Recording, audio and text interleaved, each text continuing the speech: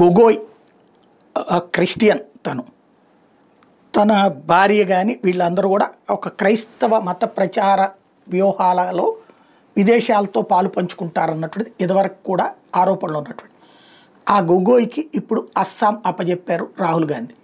అంటే అక్కడ ఇదివరకు మత మార్పిళ్ళు వ్యవహారాలు ఎక్కువ జరగబట్టినే గిరిజనులు తిరగబడితేనే ఆ తిరగబడ్డటువంటి గిరిజనులు వాళ్ళ మతాల్ని మార్చుకోవాలనుకోవట్లేదు. అక్కడ రెండు రకాల ప్రమాదం జరిగింది.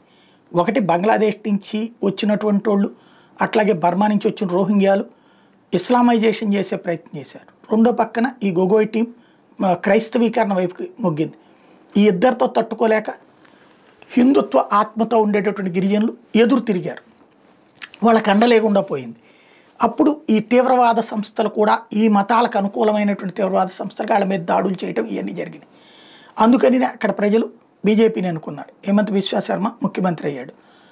ఇప్పుడు అక్కడ మళ్ళీ తమదైనటువంటి ఆ సోరోస్ టీం ప్లానింగ్గా లేకపోతే ఆ మత సంస్థల ప్లానింగ్గా దాన్ని అమలు చేయడం కోసం రాహుల్ గాంధీ అస్సాం వెళ్ళి హేమంత్ బిశ్వా శర్మను దించేస్తాం, అంతు చూస్తామని వార్నింగ్లు ఇచ్చి వచ్చాడు. దానికి హేమంత్ బిశ్వా శర్మ ఇప్పుడు కౌంటర్ వేశారు.